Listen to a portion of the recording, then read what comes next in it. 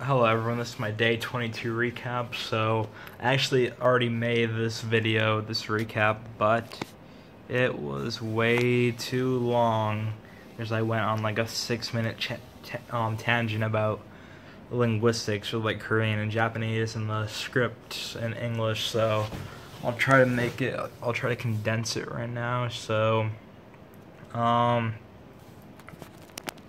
basically yesterday, again, nothing notable except for being given a large amount of homework to memorize like 20 characters because the French kids in my class have been doing poorly on the like dictations for the characters, I guess. So the teacher got mad and wants us to memorize even more characters. So I got an A+ on that test, so it's all good. The test was today.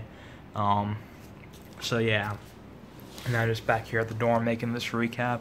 So I'm going to talk about the Chinese language and like how they learn English at this university, because I've noticed that the way they speak English is like pretty similar. Like all the people I've encountered, like they'll call the cafeteria canteen, they'll like refer to vegetables as veg, and I know those are like things that are more common in like British and like Australian English and New Zealand English. I'm not sure the finer points about that, but maybe someone can like talk about that in the comments if they want. And so they have all these like terms.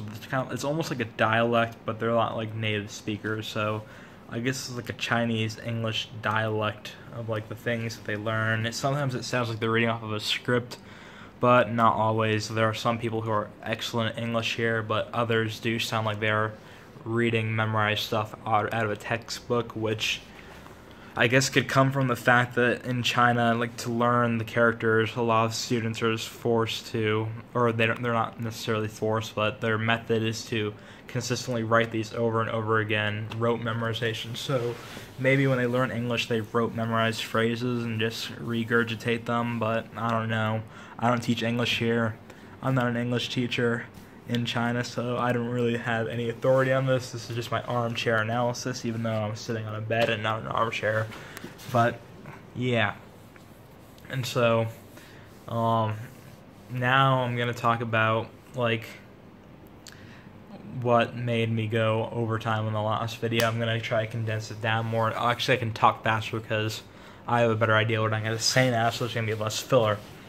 So the Chinese script uses logograms, whatever you want to call it. Basically, each word is one character, and it makes sense for the Chinese language. A lot of people like to dog on it and say, "Oh, it's like we're doing hieroglyphics," but no.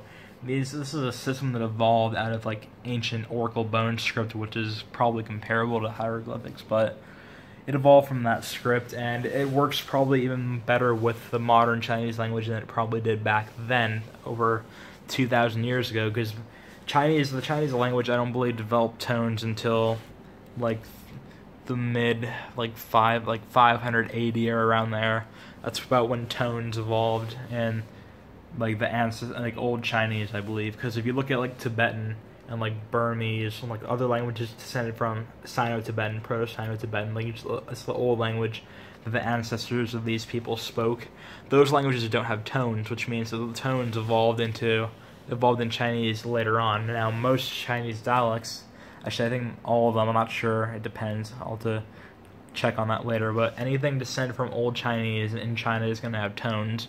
So that's how they figure out that there's tones like that evolved at that point. It's because other languages that broke off at that point might not have tones. So yeah, and with these tones, each word in the language might not necessarily be used in isolation. Well, they can be, but like not commonly. But they make up larger words, and that's why the character system makes sense for Chinese. But if you wanted to have this in English, it wouldn't work as well, because we have conjugations of verbs, all these other things, and like longer words that are made up of like multiple syllables that have no meaning unless it's like a prefix or a suffix. But Chinese, most syllables have some meaning if you actually isolate them, unlike English where if you had, let's see, what's a multi-syllable word, like I'm trying to think of one that's not like a compound word. This should be coming to me immediately, but so say you have bottle, bottle. Those syllables have no real meaning isolated or in isolation, but together they form a word. So like in Chinese you can have Maywool, which is America, which is a beautiful country. That's how they form the names for a lot of countries, like an aspect or like just some random word that sounds like similar to the word in the other language, like Shibanya, all those have like individual like meanings when you look at the actual character, but in Spanish, España has no real meaning if you go España. So that's interesting, and that's the reason why Korean doesn't use like a logogram like script, is because Emperor Sejong, I think that was his name, I believe, probably like 1,000 years ago. I'm not sure the exact time or date. I'm not a history expert, so don't roast me for not knowing this by heart. But I read that he like actually made his own script, because Korean used to use the Chinese script, but that didn't really work well for Korean because of the nature of the language and its structure. It's an angulative language, so it uses many different pieces to build larger words, but those pieces have no real meaning, or usually don't. I'm not an expert in Korean linguistics, so don't like hold me to that.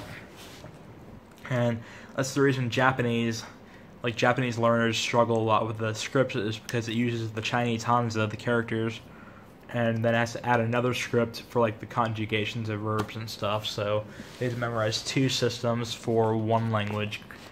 Japanese could have reformed them, but they didn't. So it works for them. So yeah. So that was my day 22 recap. I did it 6 minutes shorter than I did earlier. So this is probably this will be the one that goes on Facebook. I might upload the original to YouTube, but yeah, peace until the next video.